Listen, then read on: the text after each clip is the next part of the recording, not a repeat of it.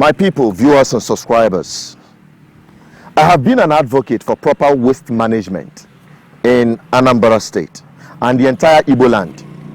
And I've been wondering, why have we not gotten it right to properly manage waste? Because that waste to some places is wealth, but here it's a disaster. We've seen it so many times. I've driven on the streets, we've seen mountains of refuse bin, and it seems government is becoming helpless in managing waste. And I can tell you, right behind me is a hope in sight. In the news, 120 persons have been trained in plastic trash recycling and management in Anambra State from Chikasin Plastic Recycling Hub, a project co-sponsored by the German government via DAG Develop. Listen to our correspondent Blessing Belonwo as she shares more in details. As the world becomes more industrialized, the problem of what to do with our waste products becomes more pressing. One solution to this problem is recycling. Recycling plastics, in particular, can have a significant impact on the environment. In this video, watch how Chikasin Plastic Recycling Hub's project and Carbon Africa are turning waste to wealth. The Chikasin Plastic Recycling Hub's project envisions an environment that is safe for people to live in. During the tour of the facility, the managing director of Carbon Africa, Chizoba Ngozi Adigwe, stressed that the importance of continuous education on environmental protection cannot be overemphasized. My name is Chizoba Ngozi Adigwe, and I'm the CEO of Carbon Africa. We are project developers focusing on environmental projects. Yes, for a proper waste management, not just in Anambra State, but the entire Southeast. Something big is about to happen, and you need to see this, because we have a set of people who understood the wealth in the refuse bin and want to transform our homeland and make it a prosperous one and a clean, livable place. Right behind me, you see some structures being put together. Right there, you can see some structures being put together. All of this just in preparation of what is to happen, where all waste will be properly managed. As the proposed site for Anambra Central, I'm right now in Oka. The same thing is happening somewhere in Anambra South and also in Anambra North. Now come with me and let us see this thing that I have been with, and I've just been told about their vision, who will also explain to us what is about to happen in the Southeast. And I can tell you what is about to happen will definitely create wealth and a clean and livable environment in our society. Okay, I want to bring to you this gentle lady that is bringing this to reality in terms of proper refuge management. It's a pleasure to meet you, ma. Thank you. And I have come here, I got a tip of what is happening, to see for myself and to show my people what we've been talking about regarding waste management. So just give us a hint of what is happening here and how it's been going for you. Thank you.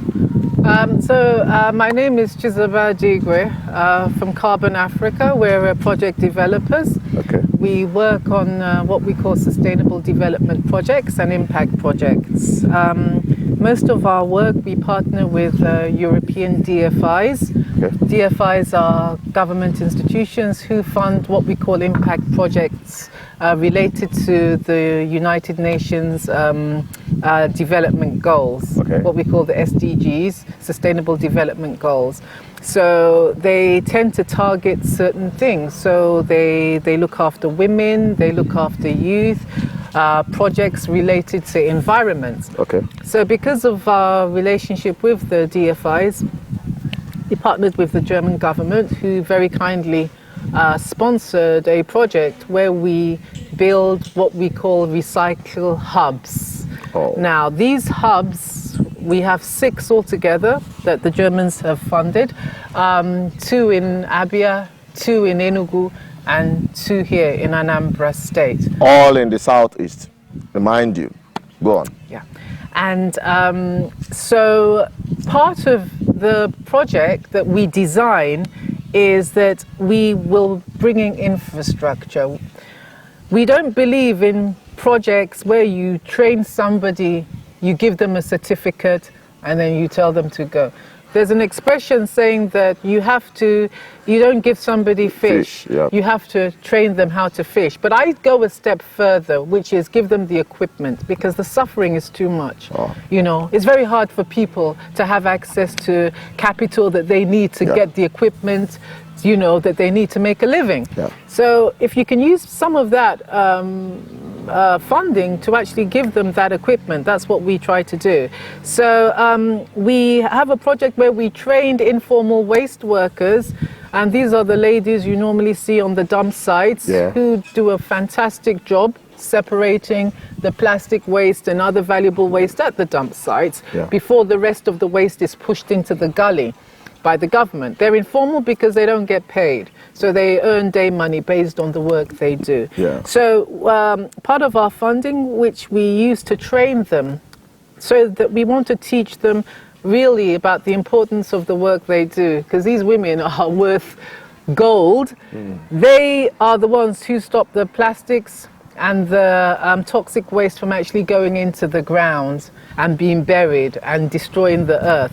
So we train them sort of on an international sort of level to give them an understanding of what damage, the type of damage that plastic is actually doing. We want them to appreciate the importance of their work, and also specific things. So for example, if you give me a bottle of water, all of that plastic has different value.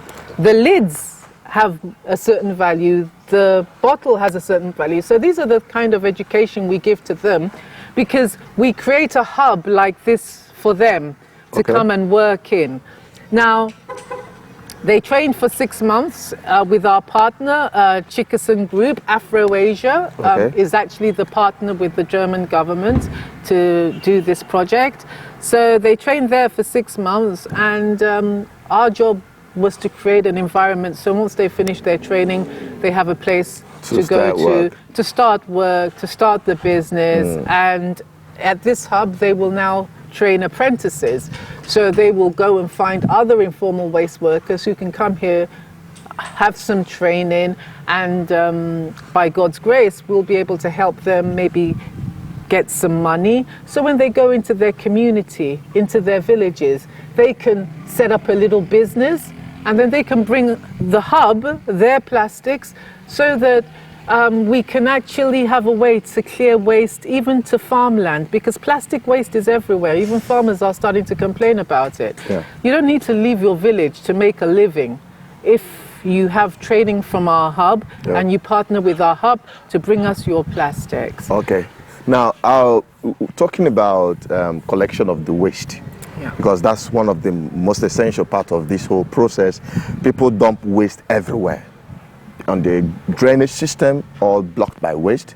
On the road, blocked by waste. Now we're coming towards rainy season. Once rain drops, everywhere is messed up with waste. Communities, it litters everywhere. Now, how do you intend to properly collect this waste so that the people you train will have, you know, a kind of find it easier to work in the environment of waste collection? Thank you. Well, to start with, as this is essentially the first time this is being done, what we are doing, because we need data, we need information, so we're partnering with the estates in Oka, and when we set up our site in Unkwele, we'll partner with some estates in Unkwele, where we provide them bin bags, and we ask them to separate their waste at home so that it's easier. We'll send our guys, our vehicles to go there. If waste is separated at home, it's easier for our guys to, this one is for the dump site, this is for the hub. So that's the system that we are initiating here in Oka. But, you know, we also are licensed for collection, because Anambra State, we've been able to get a license for collection. So, you know... Of just plastic waste or general waste? General waste, because you've got to help out. You know, we don't want to just go and take the plastic and then leave the rest. That's not acceptable. You know, we have certain criteria to how we operate. So call it our CSR. We're not going to be a problem to the state. We're here to help the state. So that's why we have vehicles. So some vehicles will take waste to the dump site, some will bring it here. So we can actually act as an assistant to, for example, ASWAMA, Anambra Waste Management Authority, who we actually work very closely with. We can support what they are doing. So if ASWAMA calls us one day and say, hey, you know, we need help, we'll send our resources there to help them, because it's, you know, we live, this is our town, Oka, this is our community. So it's in our interest that the environment is kept clean. So if we have to back up the government, of course we'll do it. They actually gave us the land for this project. And hopefully they'll give us the same in Unkwele. So we're partners with the state. Working for the people. Now we're looking forward to a system where waste management is properly collected, but it begins with home. In the home, and the information as well, the people having the right information on how to dispose waste from home.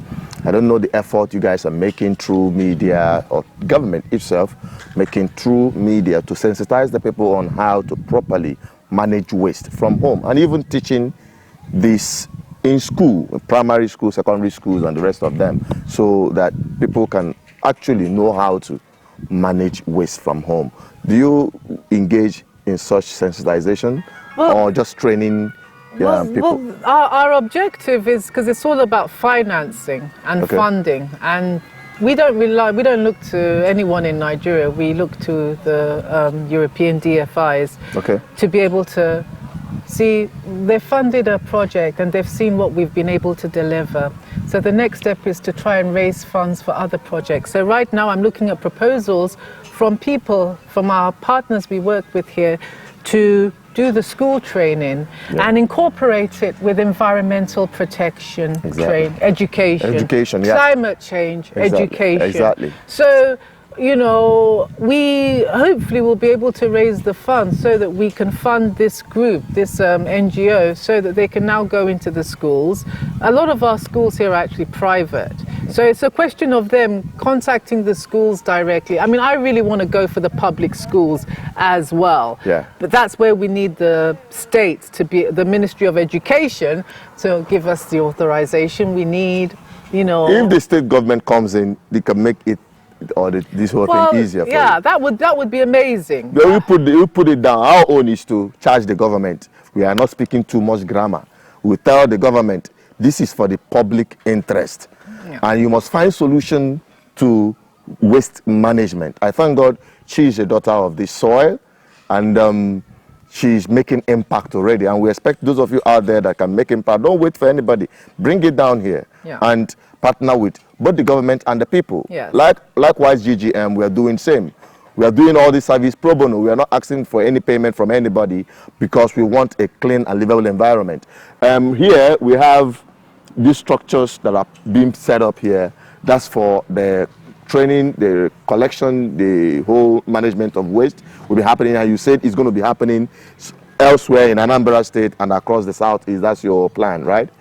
Okay. Now, what's the benefit? Let me just, in a summary, give us the benefit, both economic benefit and health-wise benefit of the whole project? Well, it's all about environmental protection and sustainability. For example, Anambra doesn't have much space. We're the second smallest state in terms of land mass. So we need to find a way to divert from landfills. If you go to the landfill sites, they cause so much pollution. If you go to Nkwele now, it's not just waste. We're pouring sewage, raw sewage, directly into the ground. It's a disaster. When our European partners came, they said this is a catastrophe that's going to happen. It may not hit our generation, but what about our children who are going to settle on this land? And you're pouring raw sewage. It hasn't been treated. You know, even in South Africa, my colleagues tell me that if they did that in South Africa, they'd go to jail,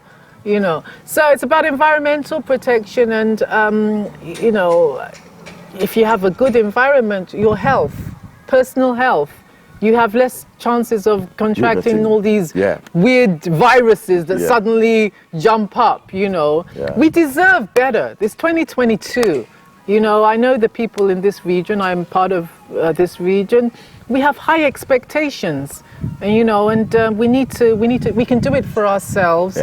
So anything anyone can do, especially if you have those ideas, if you're abroad and you have when I was 16 years old, my mum brought me to Nigeria and she took me to some places which I'll never forget. And she just said to me, she said, the reason I'm showing you this is that if you're ever in a position to help, you know what to do. And luckily for me, I fell into the development world. So if rather than going to do development in India or in Asia or any other African country, my country needs development. So that's why we come back to develop our home. All right. That's very good. And we have to, also, my people, we're not going to bore you much with too much words. I believe I'm just bringing this information to you to tell you that all that we've been advocating for is not a waste. People are responding just like this wonderful young lady here. You see her young lady, yeah? I'm not that young. Yeah, I know. Actually. Yeah, young in mind, thinking and everything, you know, and you can see that in this part of the world, we need this kind of people. We need to give opportunities for people who want to serve, who want to give back to the society. And it all bothers around having the right people in government who can listen.